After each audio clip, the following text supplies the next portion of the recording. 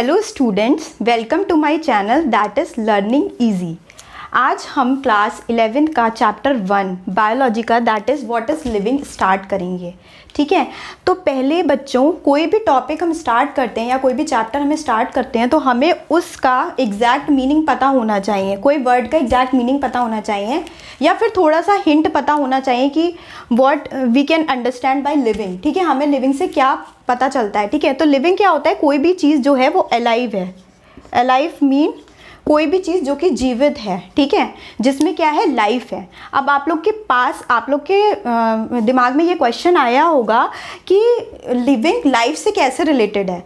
देखिए, जो लाइफ होती है, लाइफ को अगर हम डिफाइन करें तो क्या होता है, जो लाइफ एक ऐसी प्रॉपर्टी होती है जिसमें क्या होता है कि वो प्रॉपर्टी किसी के भी अंदर होगी तो वो क्या होगा, वो पूरा जो बॉडी स्ट्रक्चर है वो क्या होगा, ऑर्गेनिक मॉलिक्यूल से बना होगा। ठीक है, किसी में लाइफ है तो लाइफ सबसे बड़ी चीज़ ये है कि जो किसी में लाइफ है तो वो जो लाइफ है वो ऑर्गेनिक मॉलिक्यूल से बनी होगी, जैसे कि कार्बोहाइड्रेट्स है, प्रोटीन्स हैं, ठीक है, मिनरल्स हैं, हम इन सब की बात कर सकते हैं।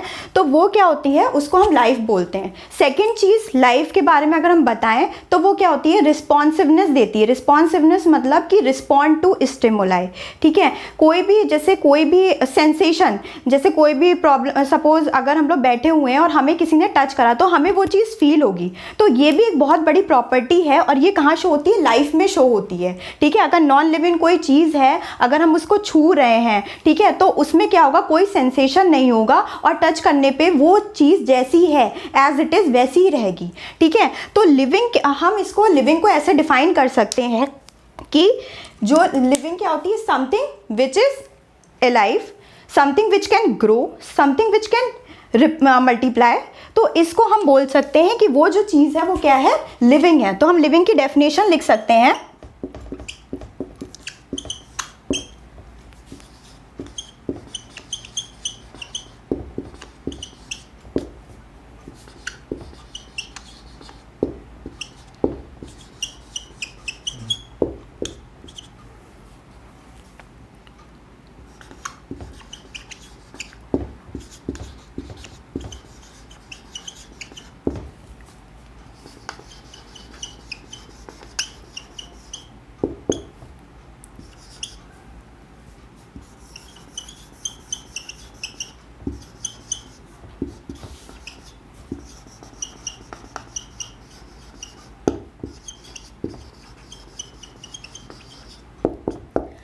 अब अगर हम बात करें कि लिविंग क्या है, what is living, something which is alive. ये मैंने बहुत अच्छे से आप लोग को क्लियर कर दिया कि समथिंग विच इज़ अलाइव मतलब जिसमें जान है, जिसमें लाइफ है। ठीक है, second cheese which can grow, कोई भी चीज़ जो कि ग्रो हो रही है, ग्रोथ हो रही है, वो चीज़ कांस्टेंट नहीं है, वो चीज़ एज इट इज़ नहीं है, वो क्या हो रही है, ग्रो हो रही है, कोई ना कोई उसमें चेंजेस हो रहे हैं, तो वो क्या होती है, which can grow, which can multiply. Multiply मतलब उसमें क्या होता है, जैसे हम लोग के जो बॉडी स्ट्रक्चर्स होता है लिविंग ऑर्गेनिजम्स का, वो किससे बना होता है, सेल्स से बना होता है। ठीक है, तो क्या होता है, सेल्स का जो डिवीजन है, तो वही चीज ये लोग बोल रहे हैं कि जो सेल डिवीजन है मतलब जो मल्टीप्लिकेशन ऑफ सेल है। ठीक है, तो लिविंग ऑर्गेनिज्म में क्या होता है कि मल्टीप्लिकेशन ऑफ सेल्स भी होता है। एंड ये आप लोग के दिमाग में आएगा, and follow all the chemical reactions. Chemical reactions का मतलब क्या है, केमिकल रिएक्शंस मतलब जितनी भी हमारी बॉडी में जो भी इंटरनल एक्टिविटीज़ हो रही हैं, हमारी बॉडी में जो भी मेटाबॉलिक एक्टिविटीज़, इंटरनल एक्टिविटीज़ को हम also we can say the metabolic activities. ठीक है, तो जितनी भी हमारी जो मेटाबॉलिक एक्टिविटीज़ हो रही हैं हमारी बॉडी में, तो वो क्या होती हैं, वो केमिकल रिएक्शंस होती हैं। जैसे कि सपोज आपको केमिकल रिएक्शंस की बात करें तो हम सेल डिवीजन ले सकते हैं। ठीक है, अच्छा, सबसे अच्छा एग्जाम्पल है डाइजेशन का। डाइजेशन में क्या होता है, पहले हम क्या करते हैं, इंजेक्शन करते हैं, उसके बाद क्या होता है, डाइजेशन होता है, उसके बाद एसिमिलेशन होता है, उसके बाद क्या होता है, एक्सक्रीशन होता है। ठीक है, तो वो जो पूरा प्रोसेस है, जो पूरा क्राइटेरिया है, वो क्या आता है, केमिकल रिएक्शन में आता है। और हर एक जो ऑर्गन है वो अपना अपना जो है, ऑर्गन के जो सेल्स हैं वो क्या करते हैं, केमिकल रिएक्शंस करते हैं। ठीक है, तो ये लिविंग की डेफिनेशन हो गई। अब हम लोग व्हाट इज लिविंग की हमने बात कर ली, हम उसके कैरेक्टरिस्टिक्स पे आएंगे, कौन कौन से उसके कैरेक्टरिस्टिक्स हैं। क्योंकि क्या होता है कि हम ये कह सकते हैं, हम कैरेक्टरिस्टिक्स की इसलिए बात करें कि हम कैसे ये नॉन लिविंग थिंग से डिफर करते हैं। ठीक है, तो फर्स्ट ऑफ ऑल जो पहला कैरेक्टरिस्टिक्स है वो ये है शेप एंड साइज। हाँ, सबसे पहले हम बात करेंगे शेप एंड साइज की। अब क्या होता है, कोई भी लिविंग ऑर्गेनिज्म होता है उसका क्या होता है, एक डेफिनेट शेप होता है, डेफिनेट साइज होता है, ठीक है। साइज कैन चेंज, साइज में भी वेरी, लेकिन क्या होता है उसका डेफिनेट शेप होता है, ठीक है। मतलब अगर हम बात करें किसी भी एनिमल्स की या उसकी, तो जैसे सपोज अपनी बॉडी की बात करते हैं, ठीक है, तो हमारा क्या होता है, हमारे में जेनेटिकली हम लोग डिफर करते हैं, लेकिन जो हमारा शेप है, हमारी बॉडी का जो स्ट्रक्चर है, शेप है, वो क्या होता है, सेम होता है। एंड साइज की बात करें तो साइज में भी वेरी। अब साइज मतलब साइज कैसे वेरी करता है, जैसे एक छोटा बच्चा है, ठीक है, फिर क्या हुआ, वो ग्रो हुआ और वो 2 इयर्स क्या हुआ, तो धीरे धीरे उसकी क्या हो रही है, ग्रोथ हो रही है। तो जब ग्रोथ हो रही है तो मतलब साइज का मतलब क्या है, इसके नंबर ऑफ सेल्स क्या है, वो बढ़ रहे हैं। जब नंबर ऑफ सेल्स इंक्रीज कर रहे हैं, जब नंबर ऑफ सेल्स इंक्रीज करें तो क्या होगा, जाहिर सी बात है उसकी साइज भी उसका क्या होगा, इंक्रीज करेगा, ठीक है। अब क्या होता है, जिनके डेफिनेट शेप होते हैं, जो लिविंग ऑर्गेनिज्म, जितने भी लिविंग ऑर्गेनिजम्स हैं, डेफिनेट शेप होता है, तो उन लिविंग ऑर्गेनिजम्स को हम मॉर्फस भी बोल सकते हैं। मॉर्फस मतलब होता है कि किसी की भी डेफिनेट शेप हो, ठीक है। और अगर हम बात करें एमॉर्फस चीजें, तो एमॉर्फस चीजों में क्या आता है, नॉन लिविंग थिंग्स। जितनी भी नॉन लिविंग थिंग्स हैं वो क्या आएंगी, एमॉर्फस में इंक्लूडेड होंगी, ठीक है। सेकंड हमारा पॉइंट है ग्रोथ। ग्रोथ की बात करें तो ग्रोथ क्या होता है, आप लोग ने पहले से स्टार्टिंग से पढ़ना शुरू करा होगा। ग्रोथ क्या होता है, कोई भी इंटरनल चेंजेस या बायोलॉजिकल प्रोसेस है जो कि इंटरनली हमारी बॉडी में हेल्ड हो रहा है, ठीक है। उससे क्या होता है, देखो internal changes inside the body, जो हमारी बॉडी के अंदर चेंजेस हो रहे हैं, ठीक है, तो वो क्या होता है, वो किसी भी अकॉर्डिंग किसी के भी हो सकता है, जैसे कि सेल्स के बेसिस पे हो सकता है, या फिर प्रोटोप्लाज्म, बॉडी का जो प्रोटोप्लाज्म है सेल का, वो क्या करते हैं, इंटरनल चेंजेस को अकर करवाते हैं, ठीक है। और उसमें इंटरनल चेंजेस का अगर हम एग्जाम्पल ले रहे हैं तो मैच्योरिटी मतलब कि एक छोटा बच्चा है, ठीक है, वो उसने क्या करा, उसकी ग्रोथ हुई, ठीक है, फिर वो क्या हुआ, टीनेज में आया, टीनेज के बाद वो किस में आया, एडल्ट में आया, फिर क्या हुआ, ओल्ड एज में आ गया। तो ये सब जो उसकी डेवलपमेंट हो रहा है उसको मैच्योरिटी बोलते हैं। अब मैच्योरिटी मतलब दो चीज़ों से होती है, एक फिजिकल अपीयरेंस से भी और मेंटली हम कह सकते हैं वो मैच्योर है। जैसे कि छोटा बच्चा है तो वो क्या करेगा, सपोज वो मार्केट में गया, ठीक है, अब वो मार्केट में गया, उसने क्या देखे, बहुत सारे टॉयज देखे, तो वो क्या करेगा, अपने पेरेंट्स से जिद करेगा कि भाई मुझे ये टॉय चाहिए, ठीक है। क्यों, क्योंकि उसका मेंटल जो पावर है वो क्या है, वो चाइल्डहुड वाला है, कि वो उसमें बचपन है, इसीलिए उसको वो वाला टॉय चाहिए। लेकिन फिर क्या हुआ कि वो जैसे जैसे धीरे धीरे ग्रो करने लगा, जैसे टीनेज में आ गया, तो क्या हुआ, उसको क्या चाहिए, उसको ड्रेसिंग, क्योंकि हमने पढ़ा है कि प्यूबर्टी एज में क्या होता है कि जो बॉडी होती है या जो मतलब बच्चा होता है वो क्या करता है, वो अपने फिजिकल अपीयरेंस से बहुत ज़्यादा, मतलब फिजिकल अपीयरेंस को लेके बहुत ज़्यादा कॉन्शियस रहता है, ठीक है। अब वो मार्केट गया तो उसको क्या चाहिए, उसको शर्ट चाहिए, या उसको मतलब ड्रेसिंग स्टाइल उसको अपना चेंज करना है। तो वो चीज़ क्या हुई, अब उसका मैच्योरिटी लेवल बढ़ गया, ठीक है। फिर क्या हुआ, जैसे एडल्ट हुआ तो उसको क्या हुआ, उसमें जैसे जैसे उसको लगा कि अब मुझे जॉब करनी है, फिर क्या हुआ, उसको धीरे धीरे उसने अपनी रिस्पॉन्सिबिलिटीज हैंडल करने की कोशिश करी, तो उसका जो मेंटल पावर है वो धीरे धीरे बढ़ता गया। छोटे से लेके बड़े तक उसकी जो मेंटल पावर्स थी वो धीरे धीरे क्या हो रही थी, इंक्रीज हो रही थी। तो इस चीज़ को हम मैच्योरिटी बोलते हैं। अच्छा, एज की बात रही, अब ये तो नहीं होता कि हमारी जो एज है वो कांस्टेंट रह रही है, ऐसा तो नहीं होता है ना। हमारी क्या होती है, एज चेंज होती रहती है। अब जैसे अब जब भी हमारा बर्थडे आता है, हमारा क्या होता है, 1 साल बढ़ जाता है, ठीक है। तो कभी क्या है, एज क्या है, 11 ईयर्स के हैं, तो फिर क्या हुआ, चेंज हुआ, अगले साल कितने के हो गए, 12 ईयर्स के। तो हमारी एज भी जो है वो कांस्टेंट रहती है। ये सारी जो एग्जांपल्स है वो ग्रोथ के अंदर आते हैं, ठीक है। अब हम थर्ड बात करते हैं साइज की। साइज भी वेरी करते हैं। अब जब साइज वेरी करेगा, क्योंकि क्या होगा, जैसे जैसे हमारी बॉडी ग्रोथ करती है, चेंजेस होते हैं, सेल्स का काम है कि वो क्या करते हैं, डिवाइड करते रहते हैं, ठीक है। तो जब डिवाइड करेंगे नंबर ऑफ सेल्स तो क्या होगा, साइज भी क्या करेगा, साइज भी ग्रो करेगा, ठीक है। अब नेक्स्ट हमारी बात आती है रिप्रोडक्शन की। हाँ, रिप्रोडक्शन बहुत इंपॉर्टेंट प्रोसेस है किसी भी एक लिविंग ऑर्गेनिज्म के लिए, ठीक है। अब रिप्रोडक्शन क्या प्रोसेस होता है, producing individuals of their kind, ठीक है, सेम काइंड के इंडिविजुअल्स प्रोड्यूस करना है। जैसे कि अगर मैं ह्यूमंस की बात कर लूँ तो ह्यूमंस क्या होते हैं, जैसे scientific name of humans are homo sapiens, ठीक है। अब हम उनकी बात कर लेते हैं। जैसे ह्यूमंस की मैं बात करती हूँ तो क्या होता है कि वो भी आफ्टर मैरिज क्या होता है कि रिप्रोडक्शन प्रोड्यूस करते हैं, उसके बाद क्या होता है वो ऑफस्प्रिंग प्रोड्यूस करेंगे, ठीक है। तो ऑफस्प्रिंग क्यों प्रोड्यूस कर रहे हैं, जिससे क्या हो, उनका एक प्रोजेनी का उनका कंटिन्यूएशन रहे, ठीक है, कि उनकी जो मतलब प्रोजेनी कह सकते हैं, जैसे कि एक फैमिली है, ठीक है, जैसे हम ले लें एक कपूर फैमिली है और उनका क्या है, उनके मिस्टर कपूर है, उनके 2 बेटे हैं, ठीक है, दोनों क्या है, दोनों ने शादी नहीं करी है, मैरिज नहीं करी है। तो वो क्या होगा, अब क्या हुआ, एक टाइम पे आके, जैसे हमने लाइफ साइकिल के बारे में पढ़ा था कि क्या होता है, एक सर्टेन लाइफ साइकिल होती है हर एक की, तो वो चीज़ क्या हुआ, मिस्टर कपूर थोड़े टाइम बाद उनकी डेथ हो गई। फिर वो जो दोनों थे उन्होंने मैरिज नहीं करी, क्योंकि फिर सेम उन्होंने पूरा प्रोसीजर उनके भी हेल्ड हुआ और एक टाइम पे वो लोग भी, उनकी भी डेथ हो गई। तो क्या हुआ, उनकी जो फैमिली है, उनकी जो प्रोजेनी है, वो क्या हुई, कंटिन्यूएशन नहीं हुआ उसका, वो वहाँ पर डिजीज हो गई, ठीक है। तो हम ये बात कर सकते हैं कि रिप्रोडक्शन क्यों जरूरी है, क्योंकि कोई भी कंटिन्यूएशन प्रोजेनी में रखने के लिए रिप्रोडक्शन इज़ वेरी नेसेसरी। अब क्या होता है कि रिप्रोडक्शन बहुत टाइप्स के होते हैं, जैसे कि हम बात करते हैं एसेक्सुअल रिप्रोडक्शन। एसेक्सुअल रिप्रोडक्शन में क्या होता है, गैमेटिक सेल्स की ज़रूरत नहीं होती है, ठीक है, और वो क्या होता है, सिर्फ एक पेरेंट सेल उसमें क्या कर सकता है, पार्टिसिपेट कर सकता है रिप्रोडक्शन और इन। अब क्या होता है, एसेक्सुअल रिप्रोडक्शन होते हैं। फिर सेक्सुअल रिप्रोडक्शन की बात करें तो सेक्सुअल रिप्रोडक्शन में क्या होता है, गैमेटिक सेल्स, मतलब when the male cell fuses with the female cell it produces zygote. फिर क्या होता है, zygote divides a number of times to form an embryo, ठीक है, and embryo forms an baby, ठीक है। तो जैसे क्या हो रहा है कि जैसे हमने बात करी, मेल गैमेटिक सेल कौन सा होता है, स्पर्म्स होते हैं, ठीक है, और फीमेल गैमेटिक सेल्स कौन से होते हैं, ओवम, ठीक है। तो ये दोनों जब फ्यूज करते हैं तो ये क्या फॉर्म करते हैं, जाइगोट, ठीक है। After the fertilization zygote will be formed, ठीक है। फिर जाइगोट क्या होता है, zygote number of times divide करता है और वो क्या फॉर्म कर देता है, एम्ब्रियो। फिर क्या होता है, एम्ब्रियो का डेवलपमेंट होता है, एम्ब्रियो डिवाइड करता है और वो क्या फॉर्म कर देता है, अब बेबी, ठीक है, ये ऑफस्प्रिंग। लेकिन क्या होता है, जो ऑफस्प्रिंग होते हैं वो आइडेंटिकल होंगे, मतलब सेम होंगे। अब ये नहीं है कि जैसे ह्यूमंस हैं, ह्यूमंस अगर रिप्रोड्यूस कर रहे हैं तो वो क्या होगा, आइडेंटिकल। मे बी हो सकता है फिजिकल अपीयरेंस में, बिहेवियर में चेंज हो, बट जो क्या होता है, एक हम कह सकते हैं कि स्ट्रक्चर वाइज या शेप वाइज वो क्या होंगे, वो अपने पेरेंट से ही मिलेंगे, ठीक है। तो ये रिप्रोडक्शन हो गया। अब कई चीज़ों में ऐसे, जैसे एल्गी है, ठीक है, बैक्टीरियाज हैं, उसमें क्या होता है कि डिफरेंट प्रोसेस है, जैसे कि एसेक्सुअल रिप्रोडक्शन। पहले फ्रेगमेंटेशन ले लें। फ्रेगमेंटेशन आप लोगों ने देखा, फ्रेगमेंटेशन आपको नेम से पता चल रहा है कि फ्रेगमेंटेशन का क्या मतलब होता है, इसका मतलब होता है फ्रेगमेंट्स में। फ्रेगमेंट्स मतलब हम कह सकते हैं कि पार्ट्स में,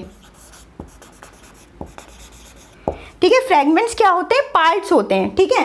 अब जैसे हम बहुत अच्छे इसका एल्गी का एग्जांपल लेते हैं, वो है स्पायरोगैरा। स्पायरोगैरा का स्ट्रक्चर सेम ऐसा होता है, रेक्टेंगुलर स्ट्रक्चर होता है। फिर क्या होता है, वो क्या होती है, फ्रेगमेंटेशन के अकॉर्डिंग, मतलब फ्रेगमेंटेशन के प्रोसेस से क्या करती है, रिप्रोड्यूस करती है। तो क्या हुआ कि फिर क्या होता है, ये क्या होता है, एक टाइम पे आके जो पेरेंट सेल है वो क्या होता है, डिवाइड होने लगता है, ठीक है। यहाँ पर कंस्ट्रिक्शन फॉर्म हो जाता है, वो डिवाइड होने लगता है और वो क्या करते हैं, ये जो है ये पार्ट्स टूट के कैसे बन जाते हैं, डिफरेंट फ्रेगमेंट्स में बन जाएंगे, मतलब ऐसे फॉर्म हो जाएंगे डिफरेंट फ्रेगमेंट्स में,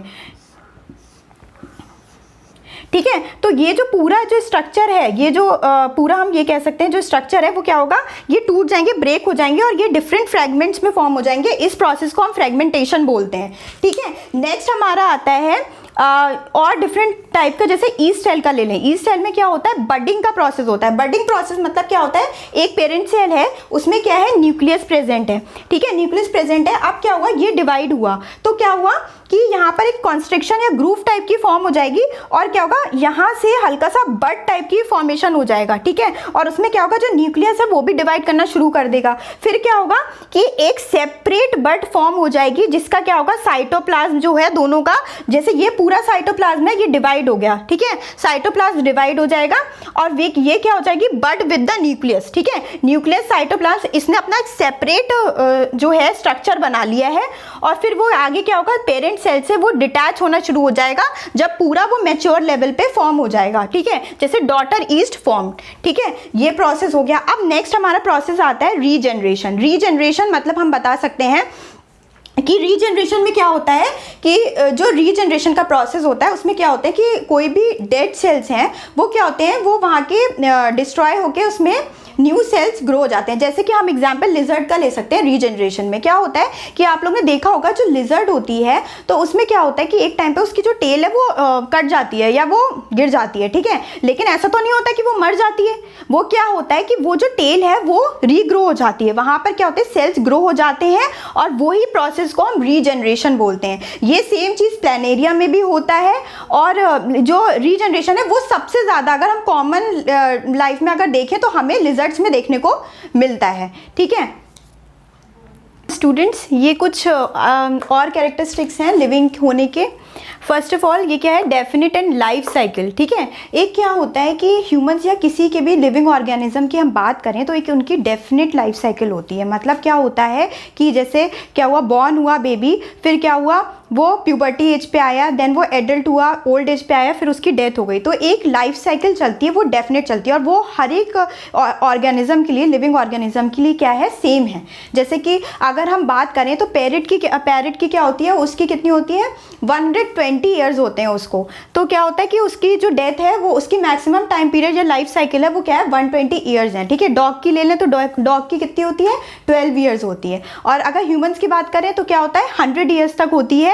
बहुत एक्सेप्शन केस में अगर जाया जाए तो फिर क्या होगा, 101 और 102, लेकिन जो मैक्सिमम जो हम बोल सकते हैं वो क्या होता है, 100 होती है, 100 ईयर्स, ठीक है। तो डेफिनेट पैटर्न होता है। और क्या होता है, हर एक का क्या होता है, हर एक ऑर्गेनिज्म का एक डेफिनेट पैटर्न होता है कि भाई वो बॉर्न हुआ, उसके बाद क्या हुआ, वो थोड़ा सा ग्रो हुआ, क्या हुआ, प्यूबर्टी एज में आया, फिर वो एडल्ट बना। तो एक डेफिनेट पैटर्न चलता रहता है, ठीक है। फिर क्या हुआ, जब उसकी डेथ हो गई, देन फिर क्या हुआ, वो रिबॉर्न हुआ, उसके बाद क्या हुआ, फिर वही सेम पैटर्न चलता रहा कि बॉर्न हुआ, फिर क्या हुआ, वो प्यूबर्टी एज में आया, देन वो एडल्ट हुआ। तो एक डेफिनेट पैटर्न चलता रहता है, orderly, cycle and systematic. Systematic मतलब कोई सीक्वेंस में, कि ऐसा नहीं है कि भाई बॉर्न हुआ तो वो सीधे एडल्ट हो गया। क्या हुआ, बॉर्न हुआ, फिर क्या हुआ, चाइल्डहुड में हुआ, उसके बाद क्या हुआ, एडल्ट बना, उसके बाद क्या हुआ।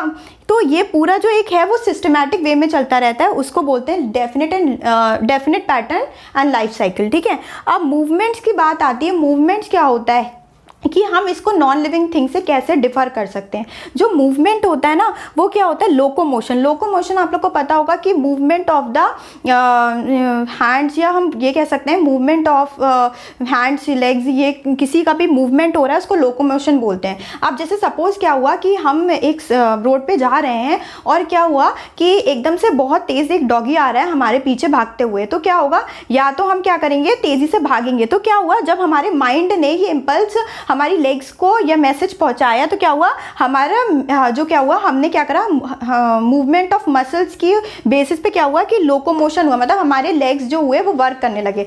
तो जो मूवमेंट ऑफ मसल्स होता है उसको बोलते हैं लोकोमोशन, ठीक है। लेकिन ये नॉन लिविंग थिंग में नहीं होता है। अगर कोई टेबल वहीं पर रखी हुई तो वो क्या है, स्टेशनरी है, ठीक है, वो मूव नहीं करेगी। लेकिन क्या होता है, लिविंग ऑर्गेनिज्म होते हैं वो क्या होते हैं, स्टेशनरी नहीं होते हैं, ठीक है। वो कहीं भी मूव कर सकते हैं, कोई भी मूवमेंट कर सकते हैं, ठीक है, क्लैप कर सकते हैं, वॉक कर सकते हैं, रन कर सकते हैं, ठीक है। तो डिफरेंट जो मूवमेंट होता है हमारी movement of muscles by the muscles, ठीक है, तो वो क्या होता है, लोकोमोशन में आता है। Third point is protoplasm. अब भाई ये बहुत इंपॉर्टेंट है कि प्रोटोप्लाज्म होता क्या है। प्रोटोप्लाज्म क्या होता है, एक फ्लूइड या जेली लाइक स्ट्रक्चर होता है जो कि सेल में प्रेजेंट होता है। और वो उसमें क्या होती है, दो चीज़ें होती हैं जिससे मिलके क्या होता है, प्रोटोप्लाज्म बना होता है। वन थिंग कि वो क्या इंक्लूड करता है, एक तो न्यूक्लियोप्लाज्म को इंक्लूड करता है और second one is the cytoplasm. और ये दोनों जो न्यूक्लियोप्लाज्म साइटोप्लाज्म है वो क्या है, फ्लूइड है, ठीक है, वो लिविंग फ्लूइड है, ठीक है।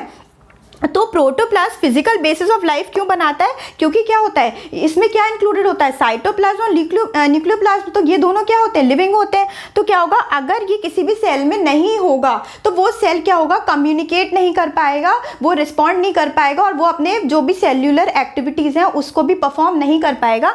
इस वजह से क्या होता है, जो प्रोटोप्लाज्म, अगर किसी सेल में प्रोटोप्लाज्म नहीं है तो उस सेल को हम मानते हैं कि वो सेल क्या है, वो सेल मर चुका है या डिस्ट्रॉय हो चुका है, ठीक है। तो ये प्रोटोप्लास्ट की बात रही कि ये इसको क्या बोलते हैं, फिजिकल बेसिस ऑफ लाइफ बोलते हैं। नेक्स्ट आता है हमारा सेल्फ रेगुलेशन, कंट्रोल सिस्टम। अब सेल्फ रेगुलेशन का मतलब क्या होता है, हमारी जो बॉडी है, लिविंग ऑर्गेनिजम्स की बॉडी है, उनमें बहुत अच्छी एक प्रॉपर्टी होती है सेल्स में कि अगर क्या होता है एक कंट्रोल सिस्टम, मतलब कंट्रोल सिस्टम का मतलब है कि एक जो हमारी जो बॉडी है या इंटरनल चेंजेस हैं उसको एक कंट्रोल फॉर्म में रखता है। जैसे कि हम एग्जांपल लें कि अभी क्या चल रहा है, अभी गर्मियां चल रही हैं, तो क्या होता है जैसे कि सपोज हम क्या हुआ बाहर से खेल के आए और क्या हुआ हमें बहुत ज़्यादा पसीना क्यों आता है, हमें इसलिए पसीना आता है क्योंकि जो इंटरनल टेम्परेचर है वो बॉडी का वो कितना होना चाहिए, 98.6 होना चाहिए फ़ारेनहाइट, ठीक है।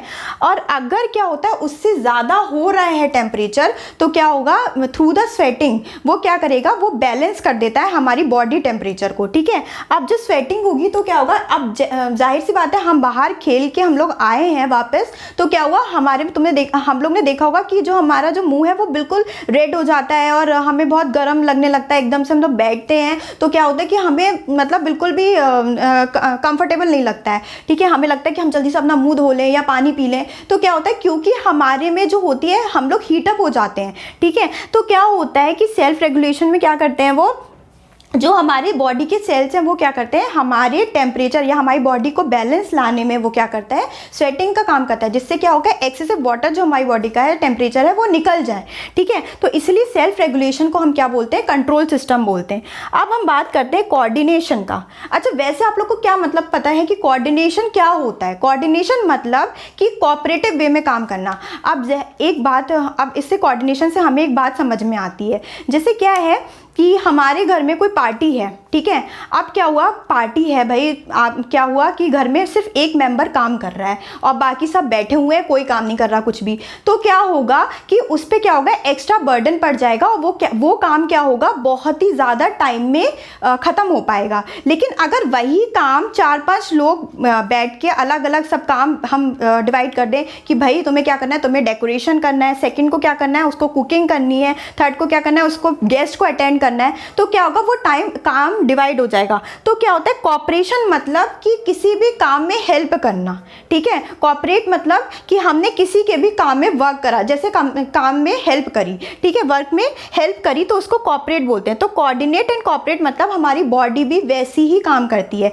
जैसे सपोज अगर हम बात करें, हम पढ़ रहे हैं, तो हमारा क्या है कि हम पढ़ रहे हैं तो हमारा ब्रेन क्या हो रहा है, मैसेज दे रहा है कि हमें क्या करना है, हमें कॉन्सेंट्रेट करना है। तो इसमें क्या हो रहा है, हमारी आईज काम आ रही है, ठीक है, और अगर हम कुछ लिख रहे हैं तो हमारे हाथ भी काम आ रहे हैं। लेकिन क्या हो रहा है, कौन दे रहा है ये, तो एक कोऑर्डिनेशन मैनर में चल रहा है। जैसे सपोज मुझे अपना नेम लिखना है, तो मेरे ब्रेन ने सिग्नल दिया मेरे हैंड्स को कि मुझे क्या लिखना है, मुझे नेम लिखना है, ठीक है। तो क्या हुआ कि वो कोऑर्डिनेट ब्रेन किसके साथ, ब्रेन के साथ क्या कोऑर्डिनेट कर रहा है, मेरे हैंड्स कोऑर्डिनेट कर रहे हैं। तो वही चीज़ होती है, कोई भी अगर मेरे ब्रेन ने मुझे इम्पल्स भेजी है कि रन करना है, तो क्या होगा, मेरा लेग्स जो है, मेरा ब्रेन है, मेरी बॉडी कोऑपरेट कर रही है ब्रेन के साथ, ठीक है। तो वो क्या हो गया, कोऑर्डिनेट एंड कोऑपरेशन हो गया, ठीक है। अब नेक्स्ट हम बात करते हैं हीलिंग की बात करते हैं। अब हीलिंग का मतलब क्या होता है, कोई भी चीज़ जो सही हो जाए, ठीक है, कोई भी चीज़ डिस्ट्रॉय होकर वो चीज़ सही हो जाए या रिपेयर हो जाए, तो उसको क्या बोलते हैं, हीलिंग बोलते हैं। अब हीलिंग की प्रॉपर्टी हम बात करते हैं।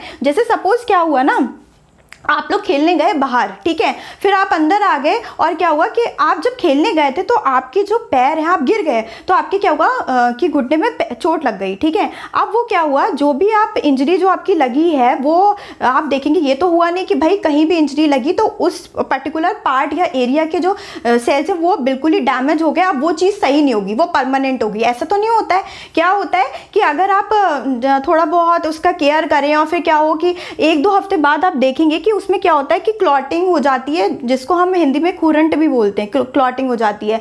तो वही चीज़ है कि इन्होंने क्या बोला है कि कोई हमारी बॉडी में एक टेंडेंसी होती है सेल्स की एक्टिविटी की वो ना रिपेयर हो जाते हैं, ठीक है। उनमें एक टेंडेंसी होती है कि वो किसी भी डेड सेल्स को क्या करते हैं, न्यू सेल्स में कन्वर्ट कर देते हैं, रिपेयर कर देते हैं उस एरिया को, उस पर्टिकुलर एरिया को।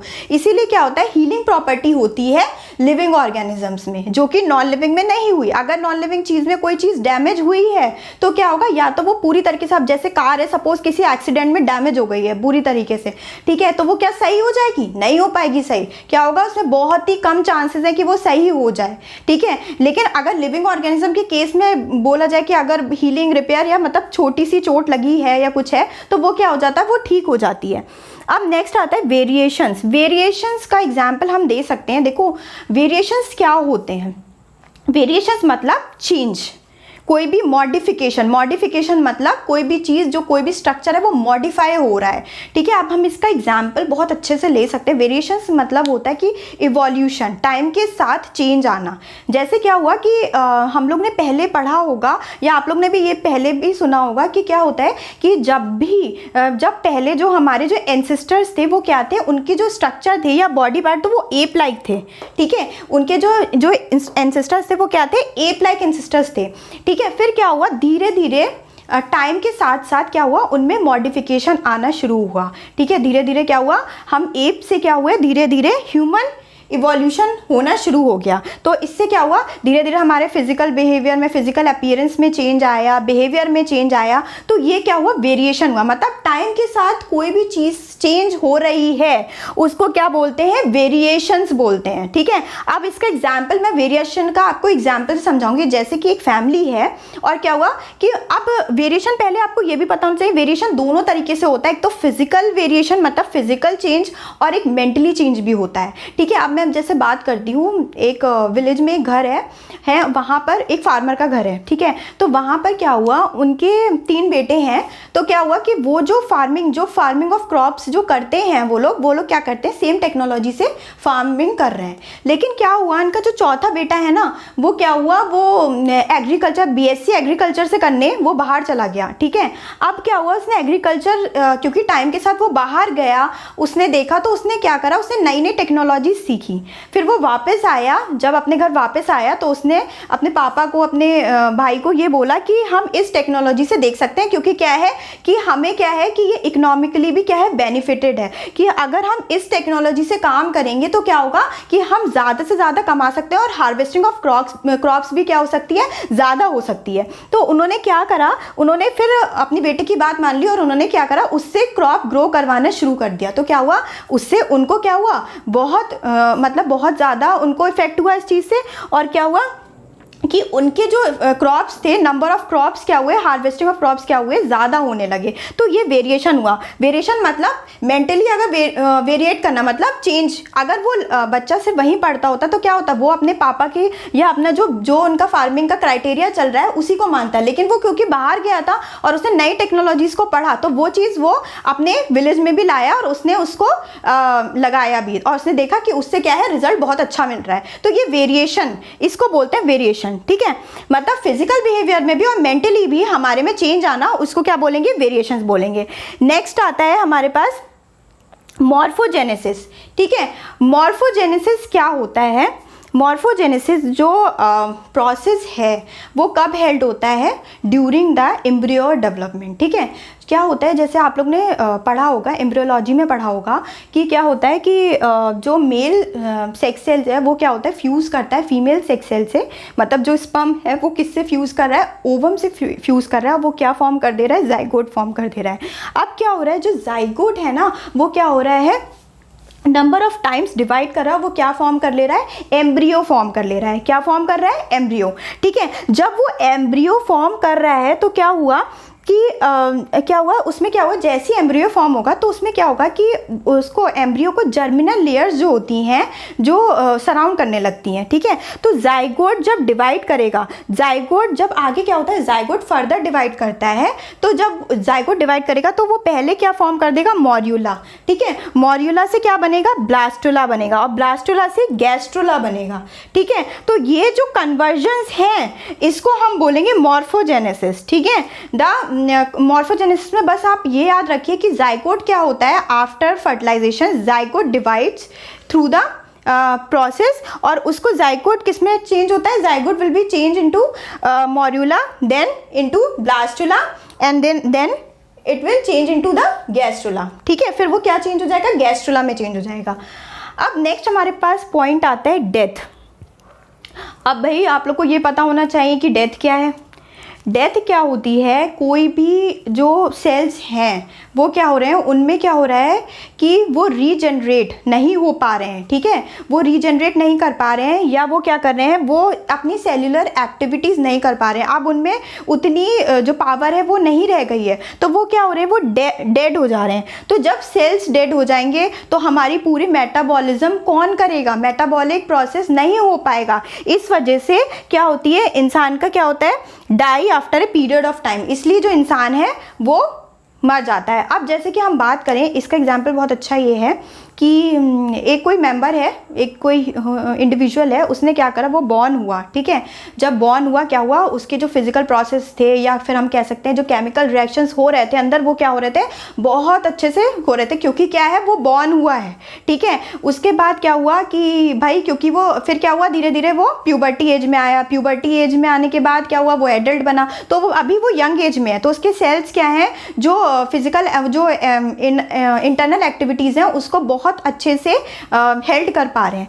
लेकिन धीरे धीरे क्या हुआ, कोई भी चीज़ है वो वर्क कर रही है तो एक टाइम पे आके वो सीज्ड हो जाती है, मतलब कि जो जब वो ओल्ड एज में या उनकी जो लाइफ साइकिल है वो धीरे धीरे क्या हुई, डिक्रीज होने लगी, तो क्या हुआ कि उनके जो सेल्स हैं वो ना काम करना कम कर दिया उन्होंने, काम करना, फिर क्या हुआ, एक टाइम बिल्कुल आया कि बिल्कुल ही काम करनी बंद हो गया।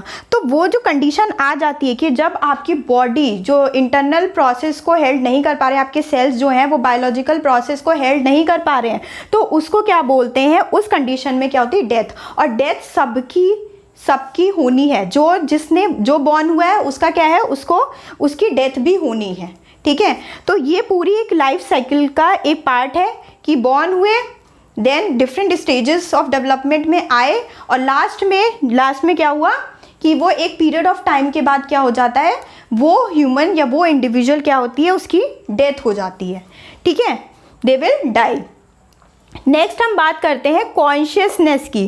कॉन्शियसनेस मतलब, कॉन्शियस क्या होता है, कॉन्शियस मतलब किसी भी चीज़ से एक इंडिविजुअल अपने आप को प्रोटेक्ट कर रहा है, ठीक है। अब जैसे आपने अभी ये मॉडर्न फैशन में आपने ये सुना होगा कि क्या होता है, डाइट कॉन्शियस मतलब क्या होता है कि अपने हेल्थ के अकॉर्डिंग क्या है, हम लोग बहुत ज़्यादा प्रोटेक्टिव हैं, ठीक है। अब हम बात करते हैं डाइट कॉन्शियस क्या होता है। डाइट कॉन्शियस मतलब कि सपोज कोई बंदा है, उसको बहुत सारी प्रॉब्लम्स हैं, हार्ट की प्रॉब्लम्स हैं, और क्या होती है, ओबेसिटी बढ़ रही है, तो वो क्या होगा, वो बहुत ज़्यादा डाइट कॉन्शियस मतलब वो ऐसी चीज़ें अपने फूड में या अपने खाने में इंक्लूड करेगा जो कि क्या हो, हेल्दी हो, लेकिन क्या हो, वो उसका वेट ना बढ़ाए, और वो क्या हो कि डिजास्ट्रस इम्पैक्ट ना डाले बॉडी में, ठीक है। तो अगर हम बात करें सेंसिटिविटी की, जैसे कि हम डाइट कॉन्शियस की बात कर रहे थे, तो क्या होगा, हम वही सारी चीज़ें अपने खाने में इंक्लूड करेंगे जो कि क्या हो, हमें क्या है, हमें सारे विटामिन्स, प्रोटीन्स वो सब प्रोवाइड करें, लेकिन क्या हो कि हमारी हेल्थ के लिए इंजीरियस ना हो,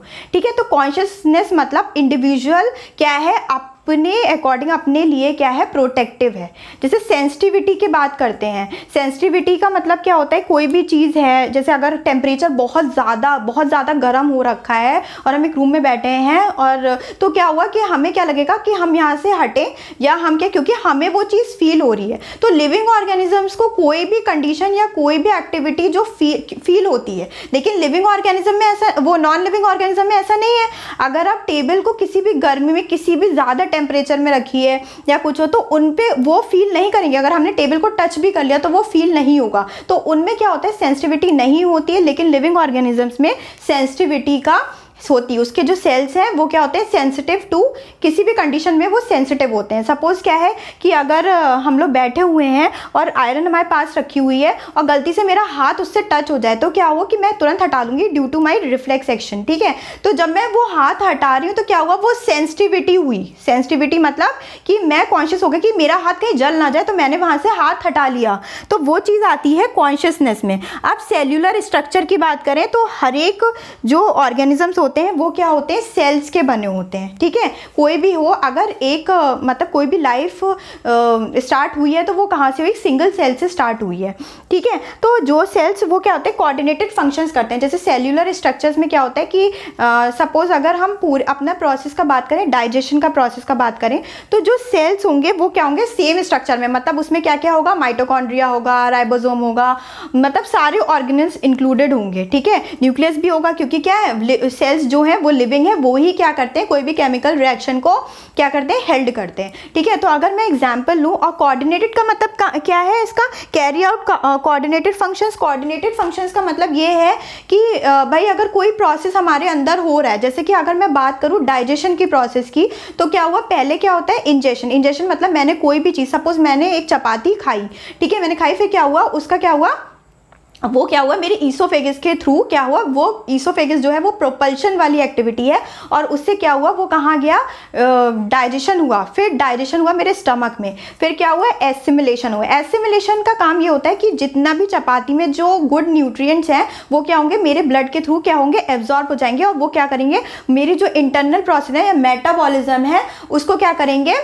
उसको इंक्रीज करेंगे। ठीक है, और एक्सक्रीशन, उसके बाद जस्ट एक्सक्रीशन होता है, तो एक्सक्रीशन में क्या होगा कि जो भी अनवांटेड थिंग्स हैं जो हमारी बॉडी में, जो कि क्या है, इंजीरियस हैं हमारी बॉडी के लिए, तो वो क्या होंगे, वो एक्सक्रीट हो जाएंगे। तो ये जो प्रोसेस है वो एक कोऑर्डिनेटेड मैनर में फंक्शन करते हैं, कि पहले क्या हुआ, इंजेक्शन हुआ, तो ये कोऑर्डिनेटेड मैनर्स की बात है। तो कोऑर्डिनेटेड मैनर्स की मतलब क्या हुआ कि सारे सेल्स जो होते हैं वो कोऑर्डिनेशन में काम कर रहे हैं, कि पहले भाई मेरे माउथ के जो सेल्स हैं वो, फिर डाइजेशन के जो हैं, फिर एसिमिलेशन के हैं, उसके बाद एक्सक्रीशन के, तो वो एक कोऑर्डिनेटेड में, और पूरा जो प्रोसेस है वो कोऑर्डिनेटेड मैनर में ही चलता है। ठीक है, फिर हम बात करते हैं मेटाबॉलिज्म की। अब मेटाबॉलिज्म मतलब क्या होता है, मेटाबॉलिज्म मतलब क्या होता है, कोई भी chemical reaction, sum of all the chemical reactions, ठीक है, हेल्डिंग इन अवर बॉडी। ठीक है, sum of all chemical reactions, chemical reactions कौन कौन सी हुई, जितने भी प्रोसेस हमारे ऑर्गन्स कर रहे हैं, हमारे ऑर्गन के जो सेल्स है वो कर रहे हैं, तो वो क्या हुई, वो मेटाबॉलिज्म में इंक्लूडेड होते हैं। All the chemical reaction, internal reactions जो हमारी बॉडी में चल रही हैं उसको क्या बोलते हैं, मेटाबॉलिज्म। किसी भी लिविंग ऑर्गेनिज्म में, हम किसी की भी बात कर सकते हैं, प्लांट की बात कर सकते हैं, प्लांट में कौन सा होता है, फोटोसिंथेसिस हो रहा है, ठीक है, उसमें जितनी प्रोसेस हैं, और अपनी बात कर सकते हैं, तो क्या होता है कि अब इसमें मेटाबॉलिज्म जो होते हैं वो दो तरीके के होते हैं। एक होता है एनाबॉलिज्म,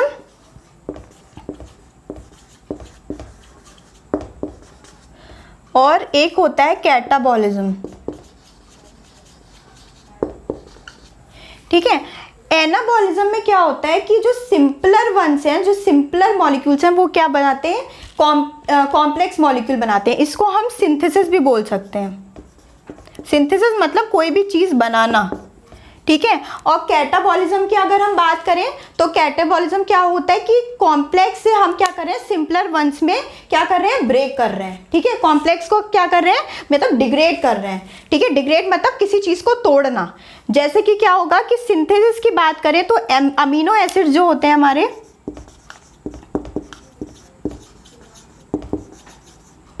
वो क्या बना रहे हैं, प्रोटीन्स बना रहे हैं। तो ये क्या है, ये जो प्रोसेस है, ये जो कन्वर्जन है, वो क्या है, एनाबॉलिज्म प्रोसेस है। लेकिन अगर हम बात करें कैटाबॉलिज्म की, तो कैटाबॉलिज्म में क्या होता है, जैसे कि अगर हम रेस्पिरेशन की बात करें तो रेस्पिरेशन में क्या होता है, जो ग्लूकोज होता है C6H12O6 प्लस O2, तो वो हमें क्या देंगे, 6CO2 प्लस 6H2O। मतलब इसमें क्या लिबरेट हो रही है, कार्बन डाइऑक्साइड और वाटर लिबरेट हो रहा है। ठीक है, तो ये जो प्रोसेस है वो कैटाबॉलिज्म का है और ये एनाबॉलिज्म का है। एनाबॉलिज्म को हम कंस्ट्रक्टिव मेटाबॉलिज्म भी बोलते हैं। ठीक है, इसका एनाबॉलिज्म का आप एक एग्जांपल और ले सकते हो, वो क्या है, फोटोसिंथेसिस का। जैसे कि अगर हम बात करें तो क्या होता है, 6CO2 plus 6H2O in the presence of sunlight हमें क्या देता है, C6H12O6 प्लस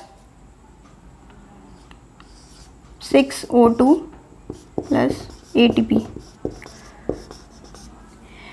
ठीक है, अब देखो क्या होता है, इसमें क्या हो रहा है कि जो सिंपलर वंस है वो क्या रहे हैं, कॉम्प्लेक्स बना रहे हैं। मतलब ये ग्लूकोज फॉर्म हो गया,